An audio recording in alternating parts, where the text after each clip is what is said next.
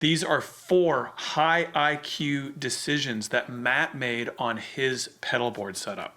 We recently finished this setup for Matt in our Ohio shop, and he made 4 decisions that I really like and I think were well thought through on this setup. Some of these I barely see on pedalboard setups, and I'm going to tell you why when we get there. The first one, his POG 2 was MIDI modded. Recently, EHX came out with the POG 3, but it's bigger, there's a lot of features on it, and Matt already owned the POG 2 and had it MIDI modded, so we put this into his signal chain. The reason I think this was a good decision is his PBC 10, his MIDI switcher, controller, all in one unit. All of the loops were already full, and instead of kicking the reverb out behind the PBC at the very end of his chain, he decided to put the POG in front. The reason this was a very smart move is if the reverb was out of a loop, he would no longer be able to run that in parallel. More on that later. So now the POG can be changed via MIDI per preset before it even hits the PBC. It's in its own loop, as it were, because he can control it by MIDI. I recently did another video on this, MIDI loops and the best ways you can use it, which I'll link below. So high IQ decision number 1, put the POG before the PBC with MIDI. The next one is the Ruby by Universal Audio. This is a Vox style amp sim. And instead of putting it at the end of the chain in stereo, Matt decided to put it in the middle of his chain in mono. Just because a pedal is stereo capable does not mean you need to route it for stereo. The fact that the Vox style amp sim was routed in mono was a brilliant move because it meant that Matt could run his volume pedal after it, which for him was ideal. And this mono amp sim is going to be split into his stereo chain anyways, so it really doesn't matter. There's not a great effect that this is going to have on his setup. So running it in mono was a great choice for Matt and his setup.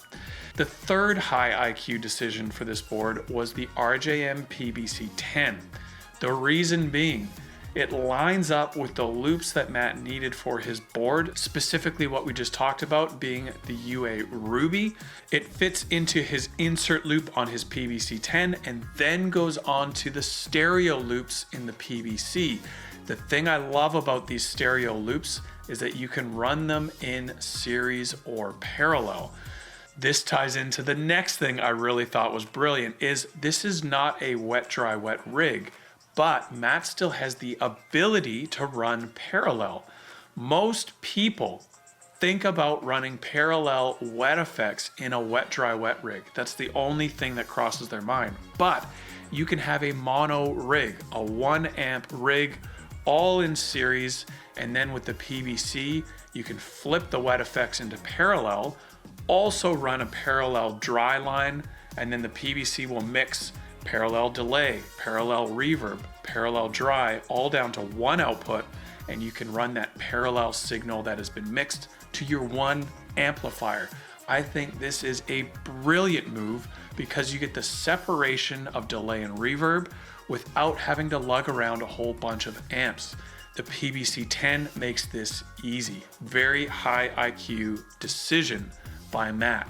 Lastly, I love how he routed the Goodwood LongLine for AmpSim XLR outputs, and then also used the LongLine 1/4 inch outs in stereo to run to his Vertex buffer patch bay.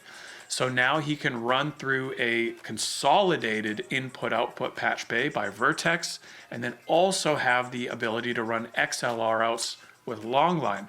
All of this is integrated, ground lift, polarity inversion, buffered, all on the outputs because he chose to think through his patching at the last section of his pedalboard, the outputs and the patch bays. Between LongLine and the Vertex patch bay, this is all covered and consolidated. These are 4 high IQ decisions Matt made on his rig that I know are going to serve him well in the upcoming weeks and months of using this pedalboard. Let me know what else you love about this board and anything you would have changed if it was yours. Put them in the comments below. I'll see you there.